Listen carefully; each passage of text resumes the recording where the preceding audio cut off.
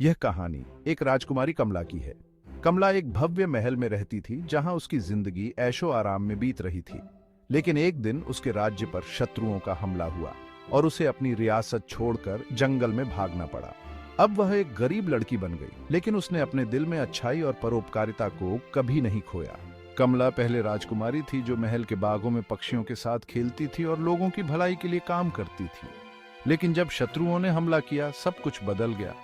महल जलकर खाक हो गया और कमला को जंगल में शरण लेनी पड़ी। अब वह एक टूटी फूटी झोपड़ी में रहती थी, बिना अच्छे कपड़ों और खाने के।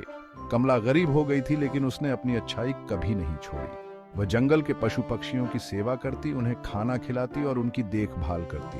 वह राहगीरों की मदद करती और पेड़ों पौधों की रक्षा करती थी। हर दिन वह माँ लक्ष्मी का श्री महालक्ष्म्यै नमः मंत्र जाप करती और विश्वास करती कि एक दिन उसकी किस्मत जरूर बदलेगी। एक दिन जब कमला माँ लक्ष्मी के श्री महालक्ष्म्यै नमः मंत्र का जाप कर रही थी, तभी आकाश से एक दिव्य प्रकाश आया। माँ लक्ष्मी ने कमला की भक्ति और परोपकारिता को देखकर उसे आशीर्वाद दिया और कहा, कमला, तुम्हारे अच्छे कर्मों ने मुझे प्रभावित किया है।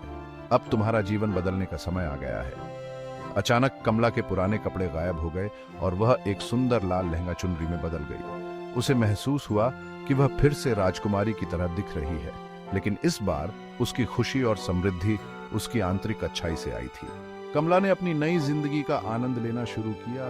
तभी उसकी मुलाकात एक नेक लड़के अनंत से हुई। अनंत एक साधारण किसान था जो मेहनती और दयालु था।